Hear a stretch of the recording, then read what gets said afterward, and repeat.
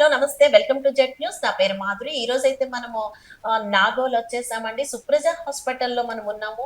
So, మనతో పాటు doctor Vinod వద్య గారున్నారు. Cardiologist. ఈయన్ని అడిగి చాలా విషయాలు తెలుసుకుందాం మనము.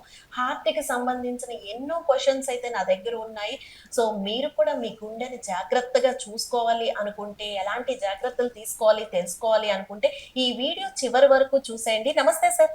నమస్తే. నమస్తే. ఎలా ఉన్నారు? బాగున్నానమ్మా. బాగున్నారా మీరు? నేను కూడా బాగున్నాను సార్.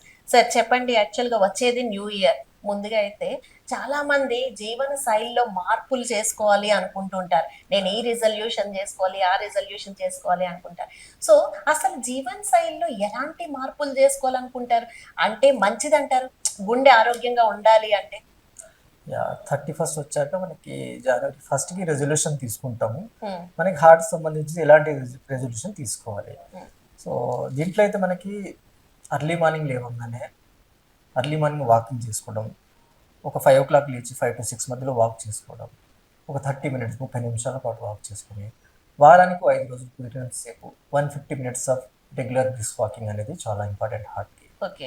దాంతోపాటు ఫుడ్ హ్యాబిట్స్లో మరి బ్రేక్ఫాస్ట్ అనేటివి బయట processed junk foods, storage foods కాకుండా ఫ్రెష్ ఫుడ్స్, ఫ్రెష్ మనకి డ్రై ఫ్రూట్స్, బాయిల్డ్ ఎగ్స్ లాంటివి తీసుకుంటే మన బ్రేక్ఫాస్ట్లో బాగుంటుంది.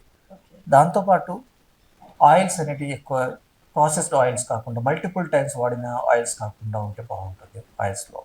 ఫ్రూట్స్ అనేటివి ఎక్కువ తీసుకోవాలి. సాల్ట్ ఇంటేక్ చాలా తగ్గించాలి. సాల్ట్ లేకుండా తినడం అలవాటు చేసుకోవాలి. బాడీకి సాల్ట్, స్లీప్, షుగర్, ఎస్ఎస్ ఏముంటాయో ఇవన్నీ తగ్గించుకుంటే మంచిది. తగ్గించాలి. స్లీప్ అనేది అడిక్వేట్గా తీసుకోవాలి. అంటే ఈ మధ్య కాలంలో మొబైల్స్ యూసేజ్ ఎక్కువైంది. హ్మ్. సో అసలైన రెజల్యూషన్ తీసుకోవాలి అనుకుంటే మొబైల్ స్క్రీన్ టైం అనేది తక్కువ చేసుకోవడం. ఒక 30 minutes over the day 30 minutes చూసుకుంటే ఈ రెజల్యూషన్ తీసుకోండి. అది తీసుకుంటే మీరు మీ గుండెని నిజంగా కాపాడినట్టు ఈ ఈ కాలంలో అయితే. ఇదే చాలా కష్టమైనది. అసలైంది డీటాక్సికేషన్ అంటాం మనం. డీటాక్స్ ఇలా చేసుకోవాలి మొబైల్స్. సో మెయిన్గా మొబైల్ వాడకం వల్ల చాలా చాలా రకాలు నార్మల్గా వచ్చే పేషెంట్స్ ఎలా ఉంటారంటే విలేజెస్ నుంచి వచ్చిన వాళ్ళు హ్యాపీగా ఉంటారు. మన దగ్గర ఐటీ ప్రొఫెషన్స్ కానీ ఎవరైతే మొబైల్ ఎక్కువ వాడతారో, ఎక్కువ స్ట్రెస్ వర్క్ లోడ్ ఉంటుందో, నైట్ షిఫ్ట్ చేస్తారో వాళ్ళకి మొబైల్ యూసేజ్ ఎక్కువైపోయి, స్క్రీన్ టైం ఎక్కువైపోయి, గూగుల్ వాడకం ఎక్కువైపోయి, దానివల్ల వచ్చిన దానికంటే ఊహించుకొని మనకే వచ్చింది అనుకుని దాంతో కోరిలేషన్ ఎక్కువ చేసుకొని టెన్షన్ పడి సైకియాట్రిక్ పేషెంట్స్ చాలా మంది వస్తున్నారు నా దగ్గరికి. సో ఎలా అంటే నీకు ఒక వాచ్ పెట్టుకున్నాం, స్మార్ట్ వాచ్ పెట్టుకుంటే హార్ట్ రేట్ చూపిస్తుంది. హార్ట్ రేట్ చూపించినప్పుడు ఏమవుతుంది, సపోజ్ ఎంతో కొంత స్ట్రెస్లో ఉంటారు, హార్ట్ బీట్ పెరుగుతుంది. ఆ హార్ట్ బీట్ ఏదో ఒకటి మనకు చూపిస్తుంది, అంటే ఏదో పెరిగింది అన్నట్టు చూపిస్తుంది. దాన్ని వాళ్ళు కోరిలేషన్స్ హార్ట్ బీట్ పెరిగితే ఏమేమి నష్టాలు వస్తాయి, పాల్పిటేషన్స్ వస్తే ఏముంటుంది, దాని తర్వాత దానికి తగ్గట్టు సింటమ్స్ ఏవో రెండు మనకి మ్యాచ్ అవుతాయి, పొరపాటున మ్యాచ్ అవుతాయి. ఇంకప్పుడు స్టార్ట్ అయిపోయింది, అసలైన హార్ట్ బీట్ పెరుగుతుంది, పైగా చేసి స్ట్రెస్ లైఫ్, పైగా స్లీప్లెస్ నైట్స్ ఉంటాయి. అప్పుడు చాలా మటుకు హార్ట్ని మనం ఇబ్బంది గురి చేసినట్టు అవుతుంది. అంటే మనంతటా మనమే మన హార్ట్ని మనం ఇబ్బందిలో గురి చేసినట్టు అవుతుంది. ఇదేదో మనం చేయడం వల్ల కాదు, అయితే మన ఆలోచన విధానం సరిగా లేకపోవడం వల్ల మనకి గూగుల్స్ ఎక్కువ చేయడం, వాట్సాప్ ఎక్కువ వచ్చింది, ఈ మధ్య చాట్ జీపీటీ వచ్చింది, ప్రతిదీ దాంట్లో వెతుకుతున్నారు.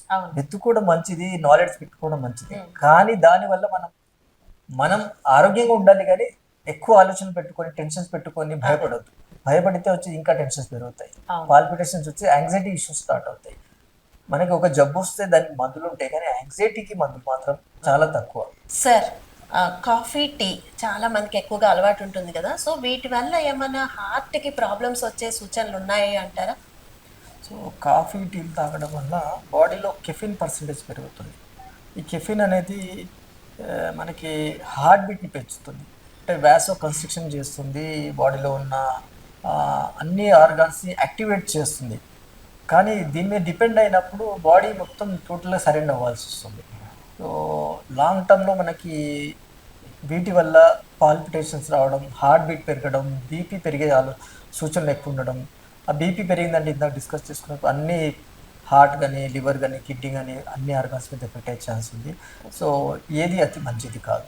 సార్, అంటే హార్ట్ అటాక్ రాకుండా ఉండాలి అంటే ఎలాంటి ప్రికాషన్స్ తీసుకోవాలి? ఆల్కహాల్ స్టాప్ చేయండి, స్మోకింగ్ స్టాప్ చేయండి, సాల్ట్ రిస్ట్రిక్షన్ చేసుకోండి. అండ్ దాంతోపాటు స్లీప్ అనేది అడిక్వేట్గా ఉండేటట్టు చూసుకోండి. మనం తినే తిండిలో అధిక మోతాదులో ఫ్రూట్స్, సలాడ్స్ ఉండేటట్టు చూసుకోండి. అండ్ రెగ్యులర్గా వర్కప్లు చేయించుకోండి. మీ గుండెకు సంబంధించిన టెస్టులు చేయించుకోండి. సార్ సిపిఆర్ అంటే ఏంటంటారు? సిపిఆర్ అంటే కార్డియో పల్మనరీ రెసిస్టేషన్ అంటాం మనం. సో హార్ట్, లంగ్, బాడీలో బ్లడ్ సర్క్యులేషన్ 3 ఇన్వాల్వ్ అయి ఉంటాయి. బ్రెయిన్ కూడా ఇన్వాల్వ్ అయి ఉంటుంది. సో ఎప్పుడైతే మనకి హార్ట్ అటాక్ రావడం వలనో లేకపోతే అరిథిమియాస్ వచ్చేసి గుండె ఆగిపోవడం, అంటే బ్లడ్ సర్క్యులేషన్ అనేది కంప్లీట్గా స్టాప్ అయిపోయి కార్డియాక్ అరెస్ట్ అయిపోయి అప్పుడు మనకి రివైవ్ చేయడానికి సిపిఆర్ ఉపయోగపడుతుంది. సో ఆ టైంలో మనకి ఆన్ టైంలో విత్ ఇన్ టైంలో మనకి సిపిఆర్ చేసుకుని ఒక 10 నిమిషాల పాటు సిపిఆర్ చేసుకొని ఆ టైంలో మనకి రక్త రక్త సరఫరా మనం స్టార్ట్ చేసినట్టే ఆక్సిజన్ అందించినట్టయితే ఆ టైంలో చాలామంది అరెస్ట్ అయిన పేషెంట్ బతికించిన వాళ్ళు అవుతుంది. సో కార్డియోపల్మనరీ రెసిస్టేషన్ అనేది చాలామంది స్కూళ్ళలో కానీ బయట ప్రతి ఒక్కరూ నేర్చుకోవాల్సింది ఇది. సో నేర్చుకుంటే చాలామంది కార్డియాక్ అరెస్ట్లు అనేది మనం కాపాడగలుగుతాం. సార్ హార్ట్ అటాక్ వచ్చిన తర్వాత ఒక మనిషికి ఎంతసేపట్లో ట్రీట్మెంట్ చేయాలి? అది మనం ఇంట్లో ఉంటే ముందు ఎలాంటి ట్రీట్మెంట్ చేయాలి? మనకి హార్ట్ అటాక్ అనేది తక్కువ గుర్తుపెట్టడానికి ఉండదు. కాకపోతే ఏజ్ని బట్టి మనకి ఒక రిస్క్ ఫ్యాక్టర్ డయాబెటిక్ పేషెంట్స్ ఉన్నారు మన ఇంట్లో, ఇమీడియట్గా మనకి ఛాన్సెస్ ఆఫ్ హార్ట్ అటాక్స్ అనేది ఎక్కువ ఉంటుంది. ఆ టైంలో మనకి ఇంట్లో ఏమైనా ఎకోస్ప్రిన్ టాబ్లెట్ కానీ సార్బిట్రేట్ కానీ ఇలాంటి టాబ్లెట్స్ ఉంటే సమ్ టైమ్ పెయిన్ రిలీఫ్కి, బ్లడ్ క్లాట్స్ అనేవి కరగడానికి హెల్ప్ అవుతుంది. ఈ టాబ్లెట్స్ వేయించిన వెంటనే అంటే మన డౌట్ అంటే హార్ట్ అటాకా కాదని చెప్పడానికి లేదు. వేయించిన వెంటనే ఇమీడియట్గా అంబులెన్స్ కాల్ చేయడం, 108 కాల్ చేసుకొని మనకి ఇమీడియట్గా సర్వీసెస్ వచ్చేసి హాస్పిటల్ రీచ్ అవ్వడం.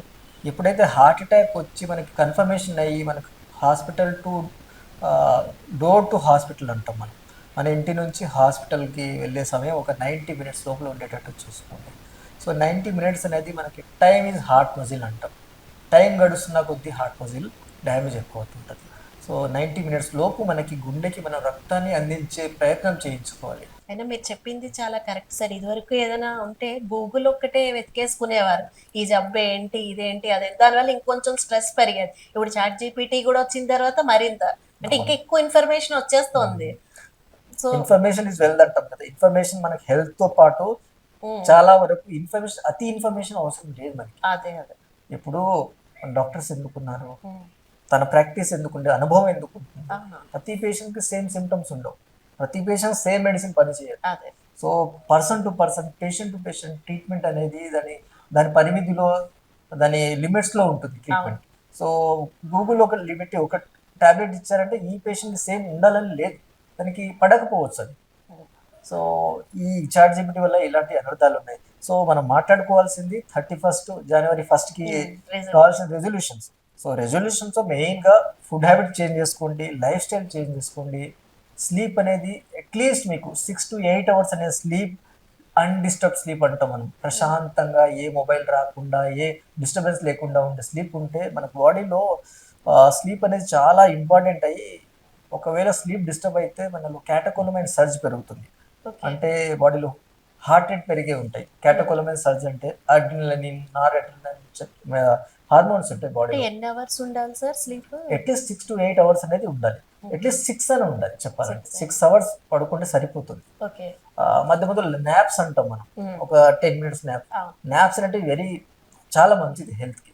నాప్స్ తీసుకుంటే నీకు బాడీలో ఉన్న ఎనర్జీ రీజనరేట్ అవుతుంది.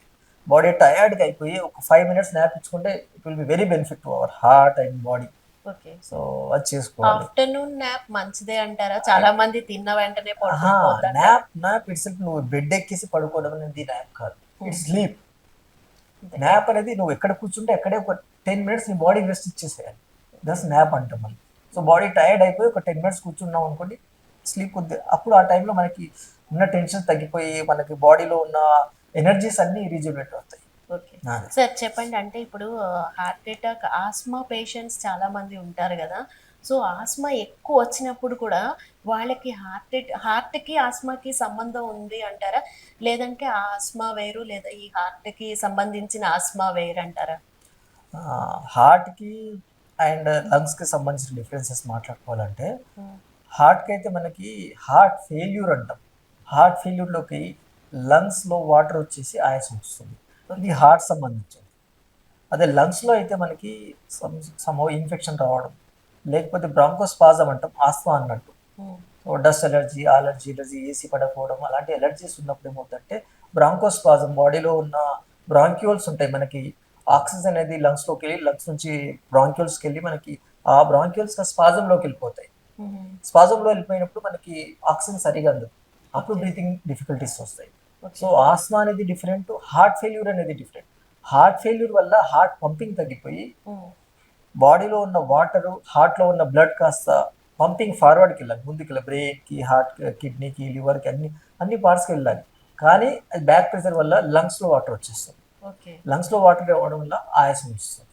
సో హార్ట్ ఫెయిల్యూర్కి ప్లస్ ఆస్మాకి డిఫరెన్స్ ఉంటుంది. లాంగ్ స్టాండింగ్లో ఇంకో విషయం మాట్లాడుకోవాలంటే, ఒక 10 సంవత్సరాలు నీకు ఆస్మా పేషెంట్ ఉన్నారనుకుంటే రైట్ సైడ్ హార్ట్ మీద ఎఫెక్ట్ అవుతుంది. ఎందుకంటే లంగ్, హార్ట్ అనేటివి రెండింటికి కనెక్షన్ ఉంటుంది. రైట్ సైడ్ హార్ట్కి లంగ్ కనెక్షన్, ఒక పల్మనరీ ఆర్టరీ అనే ఒక ట్యూబ్ ఉంటుంది. ఆ ట్యూబ్లో లంగ్స్లో ప్రెషర్ పెరిగి రైట్ సైడ్ హార్ట్ మీద ప్రెషర్ పడుతుంది. అప్పుడు ఓవర్ ద పీరియడ్ మనకి కాళ్ళ వాపులు రావడం, ఫేస్లో వాపు రావడం, దగ్గు రావడం అనేది జరుగుతుంది. అంటే అప్పుడు దగ్గు కూడా వస్తుంది. సో లాంగ్ టర్మ్లో మనకి లెఫ్ట్ సైడ్లో హార్ట్ మీద ప్రెషర్ పెరుగుతుంది, రైట్ సైడ్ కాస్త లెఫ్ట్ సైడ్ ప్రెషర్ పెరుగుతుంది. సో రైట్ హార్ట్ ఫెయిల్యూర్ అంటాం మనం దీన్ని మెడికల్ టర్మినల్ కార్పల్మోనరీ అని అంటాం. అసలు ఎప్పుడు హార్ట్ చెకప్లు చేయించుకోవాలి అంటారు? అంటే ఈ మధ్య కాలంలో సైలెంట్ హార్ట్ అటాక్స్ వచ్చేస్తున్నాయి. అప్పటి వరకు బాగున్న మనిషి కూడా సడన్ గా హార్ట్ అటాక్ వచ్చి పోతున్నారు. సో ఈ చెకప్లన్నీ అసలు ఎప్పుడు అవసరం పడతాయి? హార్ట్ చెకప్స్ అని చెప్పడం కంటే మనం రెగ్యులర్గా మన హార్ట్ ఎలా ఉంది, నార్మల్గా ఉన్నాం మనం ఫిజికల్లీ ఫిట్ అనుకునడం కాదు, మెంటల్లీ ఫిట్ ఉన్నామా లేదా. మెంటల్లీ ఫిట్ ఉన్నామా లేదా అనేది మనకి కొన్ని బ్లడ్ టెస్ట్లో తెలుస్తుంది. హార్ట్ చెకప్స్కి బేసిక్ టెస్ట్లు ఉంటాయి మనకి. ఈసీజీ, 2D ఈకో కార్డియోగ్రామ్ అంటాం, హార్ట్ స్కానింగ్ అంటాం. దాని తర్వాత ఫర్దర్ స్టెప్ ట్రెడ్మిల్ టెస్ట్ అంటాం. దాని తర్వాత CT angiogram, CT coronary angiogram. CT coronary యాంజియోగ్రామ్లో అబ్నార్మాలిటీస్ ఉంటే మనం కన్వెన్షనల్ యాంజియోగ్రామ్కి వెళ్తాం. సో ఇవి జస్ట్ బ్లడ్ టెస్ట్లు కాకుండా రొటీన్గా ఉండే ఈ నాన్ ఇన్వేసివ్ టెస్ట్లు అంటే నీడిల్ ప్రిక్ లేకుండా చేసే టెస్ట్లు. అంటే యాంజియోగ్రామ్ వరకు ఎప్పుడు వెళ్తారు? ఈసీజీలో అబ్నార్మల్గా ఉంది, 2D ఈకో స్కాన్ చేయించుకున్నాం. 2D ఈకో స్కానింగ్లో పంపింగ్ తగ్గిపోవడం, లేకపోతే అబ్నార్మల్గా ఉంది, ఈసీజీలో చేంజెస్ ఉన్నాయి. అలాంటి సమయంలో మనకి కార్డియాక్ సిమ్టమ్స్ ఇంపార్టెంట్. మనకి పెయిన్ అనేది వస్తుందా లేదా. పెయిన్ వస్తుంది, ఈసీజీలో ఎంతో కొంత చేంజెస్ ఉన్నాయి అంటే డెఫినెట్లీ మన ఫర్దర్ ఇవాల్యుయేషన్ అంటే టీఎంటీ వెళ్ళొచ్చు. ట్రెడ్మిల్లో మనకి పాజిటివ్ వచ్చింది అంటే ఒక 10 నిమిషాల పాటు మనం ట్రెడ్మిల్లో వాక్ చేస్తూ, దాంట్లో గ్రేడియంట్స్ ఉంటాయి, దాంట్లో గ్రేడ్స్ ఉంటాయి, స్టేజెస్ 1, 2, 3, 4 స్టేజెస్ ఉంటాయి. ఆ స్టేజెస్ పెరుగుతున్న కొద్దీ మనకి హార్ట్ రేట్ పెరుగుతుందా లేదా, హార్ట్ రేట్ పెరిగినప్పుడు దానికి తగ్గట్టు మనకి బాడీ ఆక్సిజన్ అందుతుందా లేదా. ఆక్సిజన్ అందలేదు అనుకోండి అంటే మనకి బ్లాకేజెస్ ఎక్కడ ఉండడం వల్ల గుండెకి సరిగా ఆక్సిజన్ అందకపోతే అప్పుడు అనేది నొప్పి స్టార్ట్ అవుతుంది. కొందరికి నొప్పి రావచ్చు, కొందరికి తల తిరగడం రావచ్చు, కొందరికి ఆయాసం రావచ్చు. ఆ టైంలో మనకి ఈసీజీ ఉంటుంది. ఈసీజీ గేటెడ్ మనకి టీఎంటీ కాబట్టి ఈసీజీలో చేంజెస్ కనిపిస్తుంటాయి. సో టీఎంటీ పాజిటివ్ అనేది చెప్పడానికి ఈసీజీలో చేంజెస్ లేకపోతే మన సిమ్టమ్స్ రావడం అనేది జరుగుతుంది. So 85% of the target heart rate reach అవుతుంది ఆ టైంలో వాక్ చేస్తున్నప్పుడు. అందుకని టీఎంటీ టెస్ట్, టీఎంటీ పాజిటివ్ వచ్చింది అనుకోండి అప్పుడు మనం యాంజియోగ్రామ్కి వెళ్ళాలి. సపోజ్ ఒక 40 years ఏజ్ ఉంది, సో యాంజియోగ్రామ్కి వెళ్ళాలా లేదా. దట్ బి ఫీమేల్ అయింది అనుకోండి, ఫీమేల్లో angiogram, CT coronary angiogram suggest చేస్తాం. టీఎంటీ చేయడం చాలా మంది ఫీమేల్స్ పాజిటివ్ వచ్చే ఛాన్సెస్ ఉంటాయి. కానీ వీళ్ళకి మన టీఎంటీ కాకుండా టీఎంటీ అయిన తర్వాత సిటీ కొర్నరీ యాంజియోగ్రామ్లో బ్లాకేజెస్ ఉన్నాయా, కాల్షియం, కొర్నరీ కాల్షియం అంటాం, కాల్షియం స్కోర్ ఎంత ఉంది, నిజంగా బ్లాకేజెస్ ఉన్నాయా, కొర్నరీ ఆర్టరీ మనకి దాని అనామలీస్ ఏమైనా ఉన్నాయా, నార్మల్ పుట్టుకతో బాగుందా లేదా అనేది చూసుకుంటాం మనం. సో దాంట్లో కాల్షియం బర్డెన్, బ్లాకేజెస్ అనేది చూసుకుంటాం. సపోజ్ 70% అబౌవ్ బ్లాకేజెస్ ఉన్నాయి అనుకోండి, కొర్నరీ యాంజియోగ్రామ్కి వెళ్తాం. ఇది సిటీ కొర్నరీలో 40-50% ఉన్న ఒక 20± మనం యాడ్ చేసుకోవాలి. అప్పుడు మన కొర్నరీ యాంజియోగ్రామ్కి వెళ్ళి అప్పుడు చూసుకుంటే దాంట్లో బ్లాకేజెస్ ఉన్నాయి అనుకోండి, definitely we need to prefer stenting అంటాం. 70% కంటే ఎక్కువ మనకి రక్తనాళాల్లో పూడికలు ఉండేసి రక్తం సరిగా అందకపోతుంటే మనం అప్పుడు స్టెంట్కి వెళ్తాం. ఈ స్టంట్ వేసిన తర్వాత ఎలాంటి జాగ్రత్తలు తీసుకోవాలి సార్? స్టెంట్ అనేది ఫారిన్ బాడీ లాంటిది. స్టెంట్ అనేది ఈ మధ్య కాలంలో మనకి లాస్ట్ 10 ఇయర్స్ ఆఫ్ స్పాన్‌లో మనకి మెడికల్ అడ్వాన్స్‌మెంట్ చాలా అయిపోయింది. సో, డ్రగ్ ఎల్యూటింగ్ స్టెంట్స్ ఉన్నాయి. అంటే మనకి స్టెంట్‌తో పాటు ఒక డ్రగ్ రిలీజ్ అవుతుంది. ఆ స్ప్రింగ్‌తో పాటు డ్రగ్ ఉంటుంది. డ్రగ్ కోటెడ్ స్టెంట్స్ ఉంటాయి. సో, మన బాడీలో బ్లాకేజెస్ ఉన్న ప్లేస్‌లో మనం స్టెంట్ వేసేసి దాన్ని ఓపెన్ చేసి పెట్టేస్తే ఎక్స్పాండ్ అయిపోతే ఫ్లో పెరిగిపోతుంది. ఆర్టరీ సైజ్ అంటే లూమెన్ ఓపెన్ అయిపోతుంది. సైజ్ పెరుగుతున్న బ్లడ్ ఫ్లో పెరుగుతుంది. సో ఈ స్టెంట్ అనేది ఫారిన్ బాడీ కాబట్టి ఇది పనిచేయాలంటే మనం ఇది బ్లాక్ కాకుండా చూసుకోవాలి. బ్లాక్ కాకుండా చూసుకోవాలంటే రక్తం పలచబడే మెడిసిన్స్ వేసుకోవాలి. ఇది ఎప్పటి వరకు వేసుకోవాలంటే 6 మంత్స్ నుండి 1 ఇయర్ వరకు కొద్ది అధిక మోతాదులో మెడిసిన్స్ ఉంటాయి. డ్యూయల్ యాంటీప్లేట్లెట్స్ అంటాం. అంటే 2 రకాల యాంటీప్లేట్లెట్స్ ఉంటాయి. 2 టైప్స్ ఆఫ్ యాంటీప్లేట్లెట్స్ మనం ఒక 1 ఇయర్ వరకు వాడాల్సి వస్తుంది. సో దాంతోపాటు స్టాటిన్స్ ఉంటాయి. కొలెస్ట్రాల్ సంబంధించింది వేసుకోవాల్సి వస్తుంది. బీపీ మెడిసిన్స్ లేకపోతే హార్ట్కి సంబంధించినవి షుగర్వి అవి కంటిన్యూ చేసుకోవాల్సి వస్తుంది. సో ఈ టైంలో ఎలాంటి జాగ్రత్తలు తీసుకోవాలంటే రెగ్యులర్ చెకప్స్కి రావాలి. ఫస్ట్ స్టెంట్ వేసాక ఒక 10 డేస్కి రివ్యూకి రమ్మంటాం మనం. దాని తర్వాత 1 మంత్కి సపోజ్ షుగర్ పేషెంట్ కంటే 1 month 2 months frequency sugar control ఉందా లేదా చూసుకుంటూ చేసుకోవాల్సి వస్తుంది. అదే షుగర్ కాకుండా నాన్ డయాబెటిక్ పేషెంట్కి హార్ట్ అటాక్ వచ్చి స్టెంట్ వేసామంటే ఒక 1 మంత్ కాస్త 2 మంత్స్ డిలే, 2 మంత్స్ కాస్త 3 మంత్స్ ప్రొలాంగ్ అవుతుంది. ఒక 1 ఇయర్కి మ్యాక్సిమం మెడిసిన్స్ తగ్గిపోతాయి. యంగ్ పేషెంట్ అయితే మ్యాక్సిమం 1-2 మెడిసిన్సే ఉంటాయి లైఫ్ లాంగ్. సో జాగ్రత్త పడాల్సిందంటే మనకు ఫుడ్ తీసుకునే విషయంలో నాన్ వెజ్ అవాయిడ్ చేస్తూ ఉండాలి. ఆల్కహాల్, స్మోకింగ్ ఇవి మనకి దూరం ఉంచడం, రెగ్యులర్గా వాకింగ్ చేసుకోవడం. అంటే హార్ట్ అటాక్ వచ్చిన పేషెంట్కి వాకింగ్ చేసుకోవచ్చా లేదా ఒక డౌట్ ఉంటుంది చాలామందికి.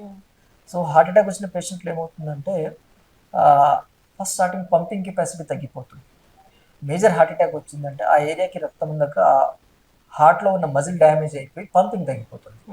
ఈ పంపింగ్ కాస్త ఓవర్ ద పీరియడ్ కొందరికి పెరిగే అవకాశం ఉంటుంది స్టెంట్ వేసాక, అంటే రక్తం అందుతుంది కాబట్టి. అప్పుడు పెరిగినప్పుడు ఎంతో కొంత మనకి కెపాసిటీ పెరుగుతుంది, వాకింగ్ కెపాసిటీ పెరుగుతుంది, సిమ్టమ్స్ తగ్గిపోతాయి, బాడీ అనేది యాక్టివ్ అయిపోతుంది. సో మనకి నార్మల్ నా కార్డియాక్ పేషెంట్స్కి అయితే వితిన్ వన్ మంత్ లోపల రెగ్యులర్ వాకింగ్, రెగ్యులర్ ఎక్సర్సైజ్ చేసుకోమని చెప్తాం మనం. అంటే మీరు వాకింగ్ ఎక్సర్సైజ్ అంటున్నారు కాబట్టి అడుగుతున్నా, ఈ మధ్య కాలంలో ఎక్కువ జిమ్ చేసిన వాళ్ళకి కూడా హార్ట్ అటాక్స్ వచ్చాయి అని మనం చాలా మంది వింటాం. అది ఎందుకంటారు? అంటే ఎక్కువ ఎక్సర్సైజ్ చేస్తే మంచిదే కదా యాక్చువల్గా. ఇప్పుడే మనం మాట్లాడుకున్నాం.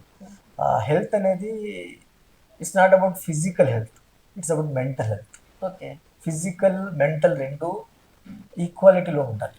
సో జిమ్కి వచ్చే వాళ్ళలో ఏమవుతుందంటే ఫిజికల్లీ ఫిట్ ఉంటారు, బట్ బ్యాక్గ్రౌండ్లో చూసుకుంటే నైట్ షిఫ్ట్స్ ఉంటాయి, బ్యాక్గ్రౌండ్లో చూసుకుంటే ఫ్యామిలీ హిస్టరీలో హార్ట్ అటాక్స్ ఉండొచ్చు, స్మోకింగ్ చేస్తుండొచ్చు, హ్యాబిట్స్ అది ఆల్కహాల్ తీసుకుని ఉంటుంది. సో ఇవన్నీ మనం పక్కన పెట్టేసి ఓన్లీ ఫిజికల్లీ ఫిట్ అనే ఒక వర్డ్ పట్టుకుని ఉంటాం. సో వీళ్ళలో ఏమవుతుందంటే జిమ్కి వచ్చాక చాలా మందికి సడన్ హార్ట్ అటాక్స్ రావడానికి రీజన్ ఏమవుతుందంటే ఇంటెన్సిఫైడ్ ఎక్సర్సైజ్ అంటాం. అంటే మనకి శక్తి మేర మనకి శక్తికి తగ్గ మించి చేయడం. ఆ టైంలో చాలా మందికి అంటే వీళ్ళలో సడన్గా రావడం అంటే ఆల్రెడీ బాడీలో ఎంతో కొంత ప్రిడిస్పోజింగ్ ఫ్యాక్టర్స్ ఉంటాయి. ఫ్యామిలీ హిస్టరీలో ఉండొచ్చు, స్మోకింగ్ ఉండొచ్చు, ఆల్కహాల్ ఉండొచ్చు. ఈ మధ్య కాలంలో మన కోవిడ్ తర్వాత అందరికీ బ్లడ్ క్లాటింగ్ టెండెన్సీ అవుతుంది. సో వాళ్ళకి ఆ ప్రభావం కూడా ఉండొచ్చు, జెనెటిక్ ఇష్యూస్ ఉండొచ్చు. సో ఇవన్నీ మనం పరిగణనలోకి తీసుకోకుండా ఓన్లీ ఫిజికల్గా మనం ఎక్సర్సైజ్ చేస్తున్నప్పుడు సడన్ హార్ట్ అటాక్ అనేది చెప్పడానికి లేదు. సో అవన్నీ చూసుకుంటే ఆ టైంలో సడన్ హార్ట్ అటాక్ రావడానికి రీజన్ ఏమవుతుందంటే బ్లడ్ క్లాట్ ఫామ్ అవుతుంది. క్లాట్కి ఇవన్నీ రీజన్స్ ఉండొచ్చు. సో ఇంటెన్సిఫైడ్ ఎక్సర్సైజ్ చేయడం వల్ల క్లాట్ ఫామ్ అయిపోయి ఆర్టరీకి, గుండెకి సప్లై చేసే రక్తనాళాల్లో రక్తం గడ్డలు ఫామ్ అయిపోయి రక్తం అందడం ఆగిపోతుంది. ఆ టైంలో వైబ్రేషన్స్ అంటే మన అరిథిమియాస్ వస్తాయి, పాల్పిటేషన్స్, అరిథిమియాస్ వచ్చేసి గుండె సడన్గా ఆగిపోతుంది. కొందరికి కొనరీ ఆర్టరీ డిసెక్షన్ అంటాం.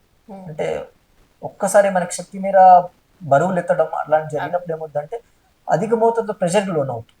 ప్రెషర్కి లోన్ అయినప్పుడు ఆర్టరీ అనేది చీలిపోయే డిసెక్షన్ అయ్యే ఛాన్సెస్ ఉంటుంది. అప్పుడు మనకి హార్ట్ అటాక్ వచ్చేసి అరెస్ట్ అయ్యే ఛాన్సెస్ ఉంటాయి. VTVF, వెంట్రుకులర్ టెకికార్డియా, వెంట్రుకులర్ ఫిబ్రిలేషన్స్ అంటాం. ఇవి చాలా మందికి అరిథిమియాస్ వచ్చేసి అరెస్ట్ అవుతారు. సో వీటన్నిటికీ మనం బ్యాక్గ్రౌండ్లో వర్కప్ చేసుకోవాల్సిన అవసరం ఎంతైనా ఉంది. సో మన అలవాట్లని, మన స్లీపింగ్ ప్యాటర్న్ని, ఫుడ్ హ్యాబిట్స్ని ఇవన్నీ జాగ్రత్తగా అండ్ రెగ్యులర్ వర్కప్ చేసుకోవడం.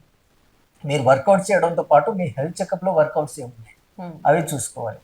నార్మల్గా చాలా మందికి ఏ టెస్టులు చేసుకోవాలనే డౌట్ ఉంటుంది. కార్డియాక్ సంబంధించిన టెస్టులు ఉన్నాయి. ఇందాక మాట్లాడు ఈసీజీ, 2D, టీఎంటీ, యాంజియోగ్రామ్ కాకుండా రక్త పరీక్షలు ఉంటాయి.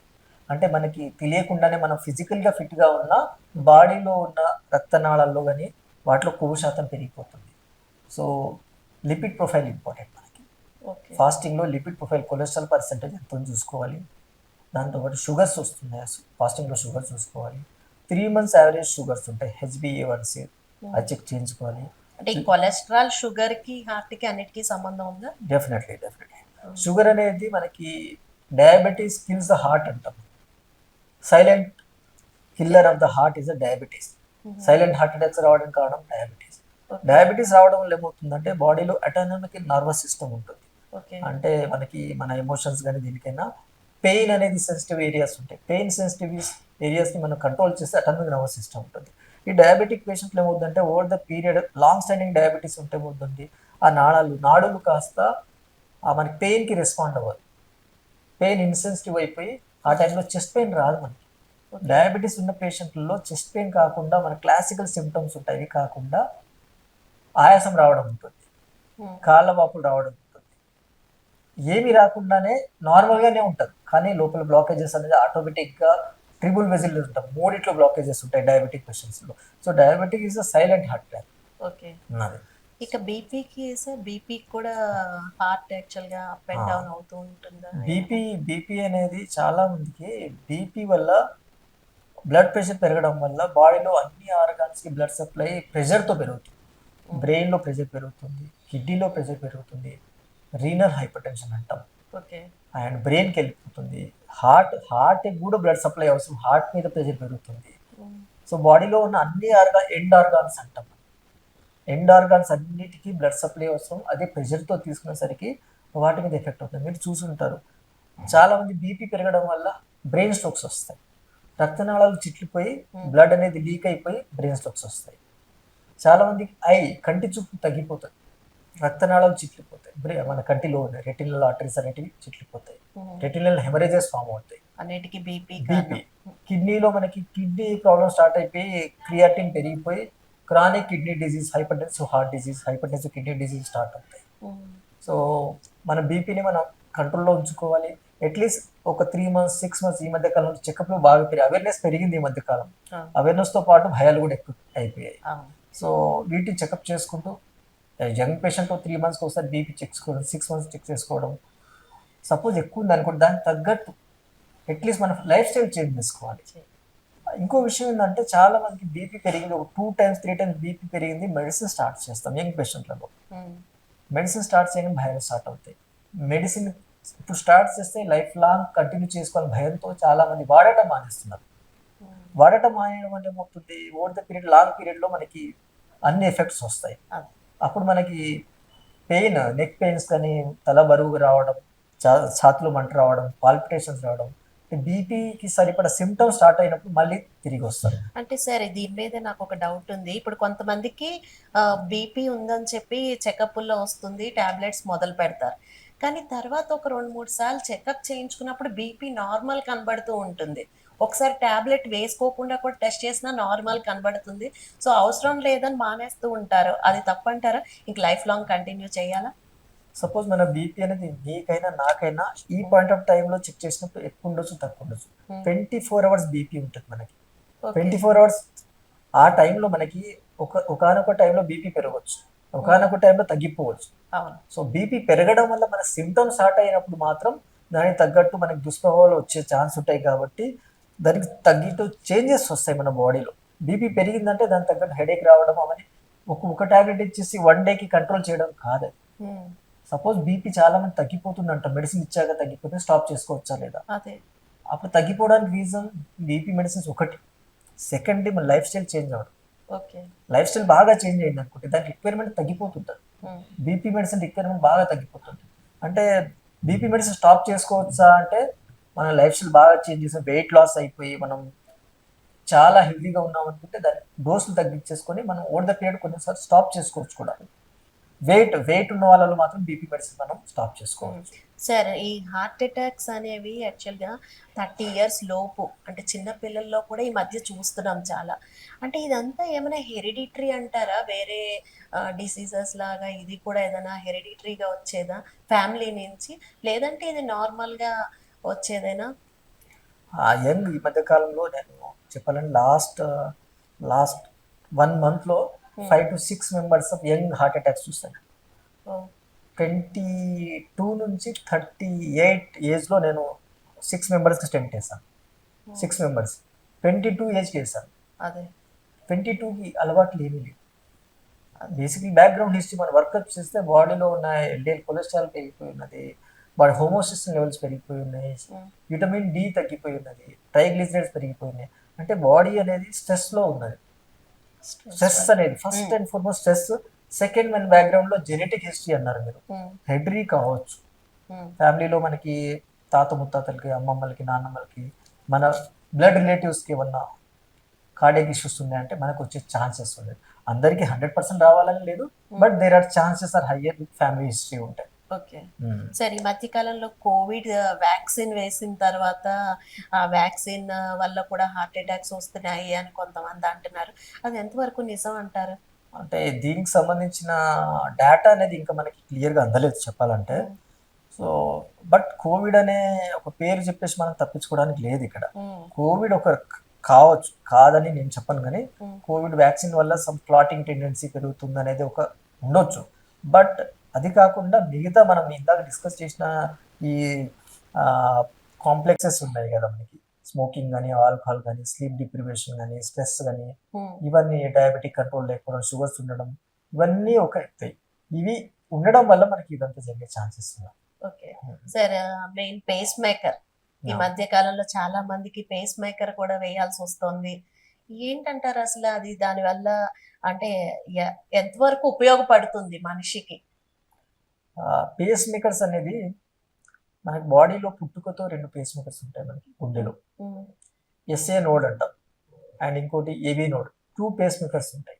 ఓకే, ఈ పేస్ మేకర్స్ లో ఏమైనా ఇబ్బంది కలిగినప్పుడు, ఏజ్ పెరుగుతున్నప్పుడు, డీజనరేటివ్ ప్రాసెస్ వల్ల మనకి ఎస్ఏ నోడ్, ఏబీ నోడ్ లో సమ్ కాల్షియం ఏర్పడిపోయి మనకి పనితీరు తగ్గిపోతుంది. ఓకే, పనితీరు తగ్గిపోయి మనకి అరిథిమియాస్ వచ్చేస్తాయి, రిథమ్ అబ్నార్మాలిటీ వస్తుంది.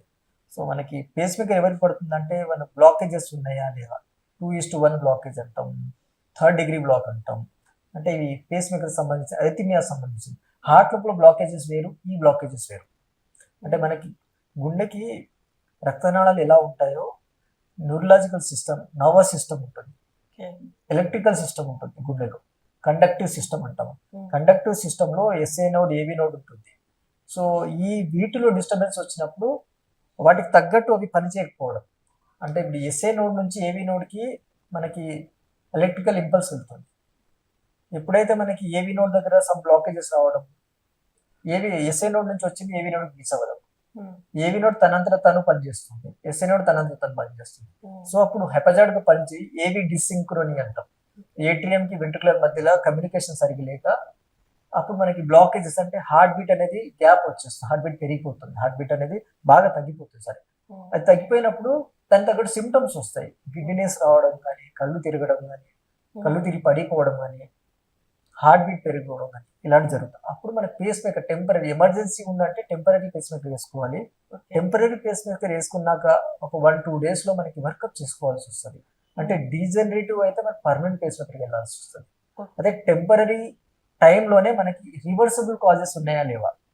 రివర్సిబుల్ అంటే మనకి థైరాయిడ్ ఉంది, థైరాయిడ్ మనకి చాలా ఎక్కువ మోతాదులో, టీఎస్హెచ్ అనేది చాలా ఎక్కువ మోతాదులో ఉండి మనకి హార్ట్ బీట్ పడిపోతుంది.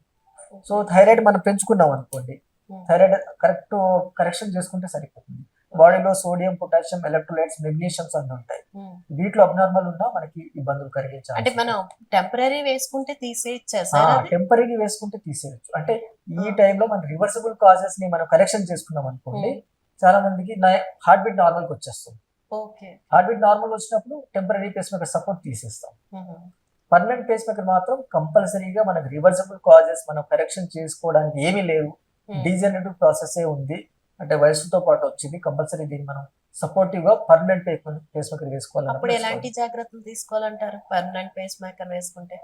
పర్మనెంట్ పేస్ మేకర్ లో ఒక చిన్న పాకెట్ తీసేసి లీడ్స్ అనేటివి హార్ట్ లోపలికి వదులుతాం మనం. ఉమ్, సో ఈ లెఫ్ట్ హ్యాండ్ మనకి ఏదైతే ఏరియా ఉంటుందో ఉమ్, ఆ ఏరియాకి ఈ పాకెట్ కి మనకి ఇన్ఫెక్షన్ రాకుండా జాగ్రత్త పడాలి. ఓకే. మూమెంట్స్ లేకుండా చూసుకోవాలి. Hand moment first 6 weeks 2 to 4 weeks అయితే హ్యాండ్ మూమెంట్ లేకుండా చూసుకోవాలి. ఉమ్, దాంతోపాటు ఇన్ఫెక్షన్ మనకి డ్రెస్సింగ్ అనేది వెరీ ఇంపార్టెంట్. ఓకే. డ్రెస్సింగ్ పొరపాటున ఇన్ఫెక్షన్ అయింది అనుకోండి, ఆ ఇన్ఫెక్షన్ కాస్త హార్ట్ లోపలికి వెళ్ళే ఛాన్స్ ఉంది. ఓకే. కాకుండా యాంటీబయాటిక్స్ వేసుకుంటూ ఎన్ని డేస్ కోసారి డ్రెస్సింగ్ చేసుకోవాలంటారు? డ్రెస్సింగ్ అనేది మనకి 1 వీక్ లో పిలిపిస్తాం నార్మల్గా. ఓకే. ఆ 1 వీక్ అయిన తర్వాత మళ్ళీ ఒక 10 డేస్ పిలిపించి హీలింగ్ ప్రాసెస్ ఉందా లేదా చూస్తాం. ఓకే. హీలింగ్ ప్రాసెస్ అవుతుందంటే మనకి ఆల్మోస్ట్ హీల్ అయిపోయినట్టు ఉమ్. రెగ్యులర్ గా చెకప్ వస్తే సరిపోతుంది. సార్ ఓపెన్ హార్ట్ సర్జరీ అనేది ఎప్పుడు పడుతుంది అంటారు ఎవరికైనా? ఓపెన్ హార్ట్ సర్జరీ ఎవరికైతే మనకి స్టెంట్ వేయడానికి అనుకూలంగా లేదు, ఉమ్, స్టెంటబుల్ కాదు, మల్టిపుల్ బ్లాకేజెస్ అంటాం, బాడీలో కాల్షియం ఆర్టరీస్ లో కాల్షియం ఎక్కువ ఉండేసి స్టెంట్ వేయడానికి అనుకూలంగా లేదు, ఉమ్, మల్టిపుల్ స్టెంట్స్ వేసుకోవాల్సి వస్తుంది, 3 కంటే ఎక్కువ 4 కంటే ఎక్కువ వేసుకోవాల్సి వస్తుంది. అలాంటి టైంలో బైపాస్కి వెళ్తాం, ఓపెన్ హార్ట్ సర్జరీ చేసుకుంటాం. 3 కంటే ఎక్కువన్నా 4 ఉన్నా 5 ఉన్నా వేసుకోవడానికి అనుకూలంగా ఉంది, ఉమ్, ప్లేస్ ఉంది, వేసే ప్లేస్ ఉంది, పేషెంట్ మెడిసిన్ జాగ్రత్త తీసుకుంటారు, రిస్క్ ఫ్యాక్టర్స్ ఎక్కువ లేవు, ఉమ్, పంపింగ్ బాగా తగ్గిపోయినది, అప్పుడు ఓపెన్ హార్ట్ సర్జరీ వెళ్ళడం కష్టం. సో స్టెంట్ అనేది మనకు ఒక 3 days లో రికవరీ అయిపోతుంది. ఓకే. కాబట్టి స్టెంట్ వేసుకుంటే బైపాస్ వేసే పేషెంట్లు కూడా మనం స్టెంట్లు వేసుకోవచ్చు. ఓకే. అంటే రికవరీ ప్రాసెస్ ఫాస్ట్ ఉంటుంది, మందులు జాగ్రత్త తీసుకుని ఫాలోఅప్లు ఉంటే సరిపోతుంది. సార్ అంటే చివరగా ఒకటి చెప్పండి. ఈ స్టంట్ కానీ ఓపెన్ హార్ట్ సర్జరీ కానీ పేస్ మేకర్ కానీ దీనికి ఏదైనా ఏజ్ లిమిట్ ఉందా? ఈ ఏజ్ వరకే చేయగలము అని? Age is just number. Okay. అంటే నంబర్ కోసమే మనకి నేను ఈ హాస్పిటల్లోనే last year 1 year back 95 years ఫీమేల్కి స్టెంట్ వేసాను. వాళ్ళు తట్టుకోగలుగుతారంటారు? అది అక్కడ మనకి క్వశ్చన్ మార్క్, 95 years తట్టుకుంటారా లేదా. సో 95 years ఉన్న వాళ్ళలో మనం తట్టుకోవడానికి మెయిన్గా బ్లీడింగ్ ఇష్యూస్ వస్తాయి, బ్లడ్ థిన్నర్స్ ప్రాపర్గా ఇవ్వలేము, ఉమ్, బ్లడ్ థిన్నర్ ఇవ్వకపోవడం, రక్తనాళాలు బాగా ఇదైపోయి ఫ్రెజైల్ అయిపోయి ఎక్కడికంటే అక్కడ పగిలిపోతాయి, ఓకే. వేడి ఇవ్వగానే పగిలిపోతాయి. సో బ్లడ్ థిన్నర్స్ ఇవ్వడం కష్టమవుతుంది. సో అలాంటి వాళ్ళలో మనం పేషెంట్ సెలెక్షన్ కూడా important. So emergency heart attack ఉందంటే హార్ట్ డ్యామేజ్ కాకుండా మనం స్టెంట్ వేసుకోవచ్చు, కానీ పేషెంట్ ఎలా ఉంది, సపోజ్ బెడ్ రిడెన్ ఉన్నారు, అలాంటి వాళ్ళకి స్టెంట్ వేసి కూడా లాభం లేదు. సో మెడికల్ మేనేజ్మెంట్ చేసుకోవాలి. Okay. So patient to patient ఉంటుంది. సో ఏజ్ అనేది 95 years యంగ్ యాక్టివ్గా ఉంటే మనం నంబర్ అంతే, అట్లాగే చేసుకోవచ్చు. ఓకే. సార్ చాలా చక్కగా చెప్పారు. నేను అడిగినవన్నీ చాలా అంటే చాలా నాకే కాదు మా ప్రేక్షకుల డౌట్స్ అన్నీ కూడా తీర్చారు. చివరిగా మా ప్రేక్షకులకి ఏదైనా అంటే గుండె ఎలా జాగ్రత్తగా ఉంచుకోవాలి అనే దానికి ఒక 2 పాయింట్లు ఏమైనా చెప్పండి సార్. సో నేను చెప్పదలుచుకున్నది ఏంటంటే, ఈ మధ్య కాలంలో మనం చూస్తున్న హార్ట్ అటాక్స్కి జాగ్రత్తగా మనం చేయించుకోవాల్సిన కొన్ని టెస్టులు ఉంటాయి. లిపిడ్ ప్రొఫైల్ చేయించుకోండి, థైరాయిడ్ ప్రొఫైల్ చేయించుకోండి, ఫాస్టింగ్లో షుగర్ చెక్ చేయించుకోండి. హోమోసిస్టిన్ అనేది వెరీ ఇంపార్టెంట్. హోమోసిస్టిన్ లెవెల్స్ పెరగడం వల్ల బాడీలో బ్లడ్ క్లాట్స్ ఫామ్ అవుతున్నాయి. హై సెన్సిటివిటీ సిఆర్పి లెవెల్స్ ఉంటాయి, అవి చేయించుకోండి. లిపోప్రోటీన్ ఏ లెవెల్స్ ఉంటాయి, విటమిన్ డి డెఫిషియన్సీ ఉందా లేదా చేయించుకోండి. ఇవి చేయించుకున్నాక దీంట్లో అబ్నార్మల్ ఉందంటే దానికి తగ్గట్టు మనం మెడిసిన్స్ పెట్టుకుంటే అట్లీస్ట్ మనం హార్ట్ అటాక్ని ప్రివెంట్ చేసుకోవచ్చు. సో లైఫ్ స్టైల్ చేంజ్ చేసుకోండి. ఈ 1 January 1st మనం life style, food habits, walking ఇలాంటివి చేసుకొని మన గుండెని జాగ్రత్త చేసుకుంటే సరిపోతుంది. Thank you so much sir. Thank you. So చూసారు కదండి, డాక్టర్ వినోద్ గారు ఎన్నో జాగ్రత్తలు చెప్పారు. సో 31st వస్తుంది, న్యూ ఇయర్ నుంచి అయినా సరే మీరు హెల్త్ మీద ఎక్కువ కాన్సన్ట్రేషన్ పెట్టండి. సో స్ట్రెస్ మెయిన్, అన్నిటికీ రీజన్ స్ట్రెస్ అంటున్నారు. సో మందు, ధూమపానం ఇలాంటివన్నీ కూడా అవాయిడ్ చేయండి. హెల్త్ ఈజ్ వెల్త్ అంటారు. సో హెల్త్ అయితే చాలా ఇంపార్టెంట్. మీకు కనుక ఇలాంటి ప్రోగ్రామ్స్ అన్నీ కూడా చూడాలి అనుకుంటే మా జెట్ న్యూస్ని మాత్రం వెంటనే లైక్ చేసి సబ్స్క్రైబ్ చేయండి. మళ్ళీ మరో ప్రోగ్రాంలో కలుద్దాం. అంతవరకు సెలవు, నమస్తే, బాయ్.